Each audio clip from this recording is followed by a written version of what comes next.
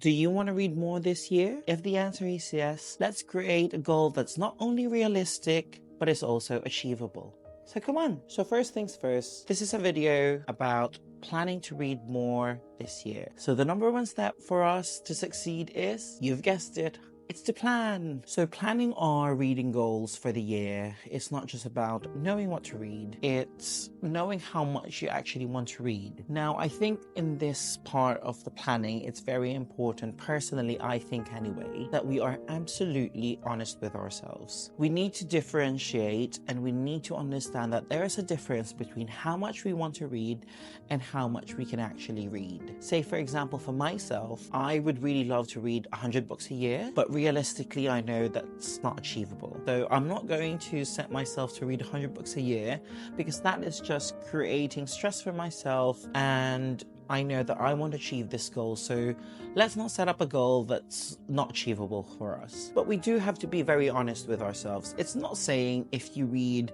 less or more that there's a right answer. I know social media at the moment, we see a lot of people on the internet reading X, Y, and Z number of books, and I have to admit, I've been guilty of it myself. Last year, book burnout was real for me because I was looking at all these people thinking, you know, they've been reading 20 books a month and I'm barely finishing my second book for the month. So what I tend to do is try to catch up, and it did burn me out. You know, let's not do that. Reading is supposed to be fun and fun for you. So what is realistic for you and what is realistic for me is different.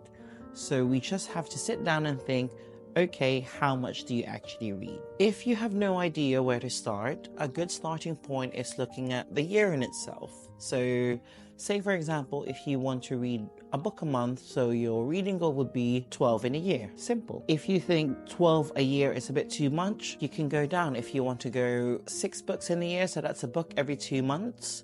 Or if you want to be a little bit more adventurous and say, okay, you want to take on the challenge and read a book a week, so that's 52 books a year. So whatever feels comfortable for you, do that goal. Don't let anyone else influence how much you want to read. Now, if you have determined how much you want to read, let's do those little things now to make it easier for us to read. Now, what am I talking about making it easier for us to read? Say, for example, if you like reading in the evenings, like personally myself, I like to read in the evening. So what I tend to do is I have my book and my e-reader on my bedside, because when I go into bed, before I go to sleep, I know that I want to read. So it's easier for me to pick up my book or my e-reader and just read. So what is it for you? Is it your commute to work? Then put your books or your e-reader, put it in your bag. So if you're commuting, you do that. You get the gist. Whatever is easiest for you to read, or whenever you get the time to read, make it a little bit easier for you that your book or your e-reader, whichever medium you do read, is accessible and you don't really have to think about it. Now that we've determined how much we want to read and we've made it easier for ourselves to read, let's talk about what counts towards our reading goals. Now, personally, for me, everything counts. This is not the channel that discriminates any sort of reading. Everything counts. What do I mean by everything? If you've got a favorite book that you want to reread this year, yes. If you prefer listening to audiobooks than reading on an e-reader or on an actual book, yes. That counts towards your reading goals. Now, I know some people are a little bit, I don't know what's the word, a little bit gatekeeping or high and mighty about audiobooks, but listen.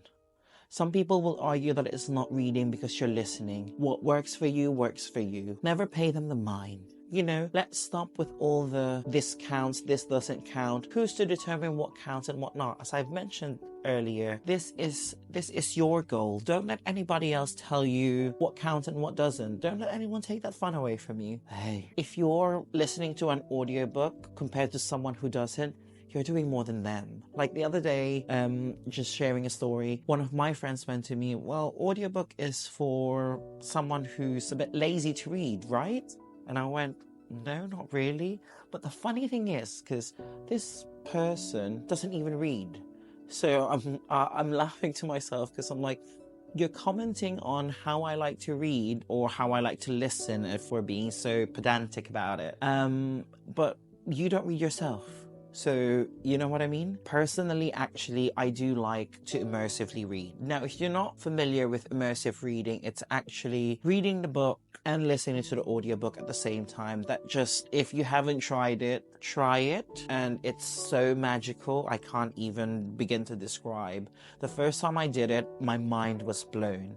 If you're not used to immersive reading, I'd stick to 1 to 1.2 speed on the audiobook first. Otherwise, I listen to mine at 1.5 or 2 speed, and I'm used to it. But if you want to try immersive reading for the first time, I'd suggest going at a lower speed from the audio perspective. I know you can probably read faster than a 1 or 1.2, but if you want to try mixing the audio and the visual together to get that immersive experience, try it on the slower side of audio. You'll thank me later. So now we've planned what we want to read. We've talked about our habits. We've talked about what actually counts. Now is the time to determine the kind of books we actually like to read. So I think this is a very obvious one, but again, I say this because, as I've mentioned earlier, there's a prevalence of books in social media at the moment. And if you actually break it down, there's a particular genre that's quite popular in social media. If that's not the vibe you want, then don't read those books. I mean, I say this. Last year, I fell into the trap. I fell into the trap of social media recommending me books, and I knew what genre they were. But I still went into it because it was hyped, you know? Everyone was liking the book. So you think to yourself, even though that's not the typical book that I read, but if everyone is liking it, maybe it's actually good. Let me give you a secret. If you don't like those kind of genres, a million people might say that the book is good. The book will not be good for you. So read what's good for you. If you're new to reading, well, I don't know, is that a term that we should use? If you're new to reading, everyone reads. If you're new to fiction reading and you're trying to determine what books you want to read, my advice would be to reflect back again. So this video is all about reflecting, isn't it, really? This should be more of a self-help rather than planning how to read more in this year.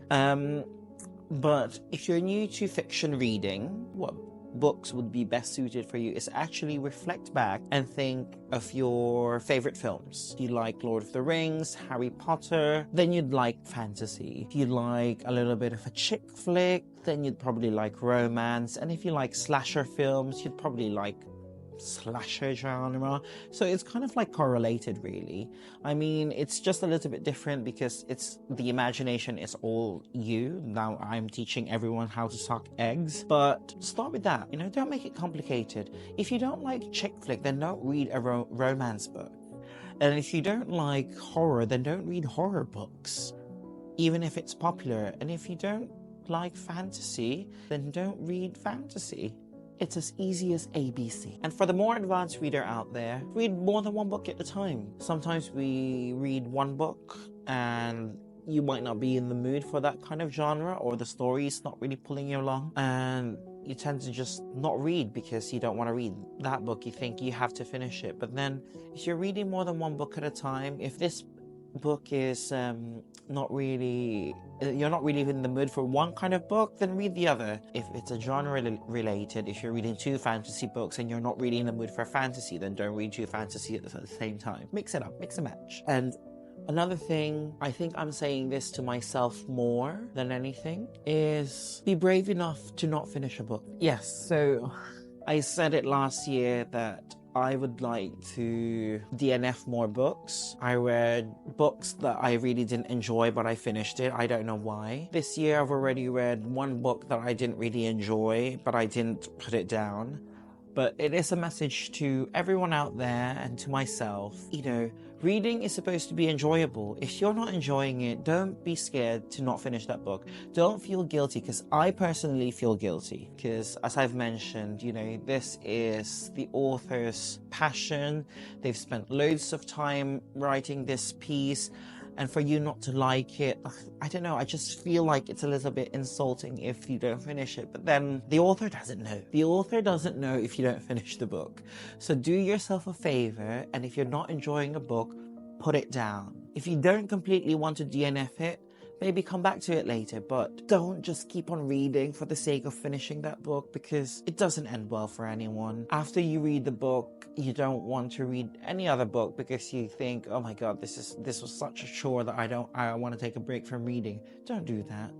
I mean, I think be a little bit fair. You know, if you don't like the first 2 pages of the book, don't say, oh, I don't want this anymore. I think a good rule of thumb is, you know, if you've read about 50 pages and you're still not vibing with the book, put it down. Come back to it later. There's no point. Or don't. It's up to you. So, as I've said, reading is supposed to be fun and a joyful activity. How that joy looks like to you and to me is completely different. And if you find yourself in a reading slump, check out this video that I've done on books that I recommend for a reading slump. Otherwise, happy reading!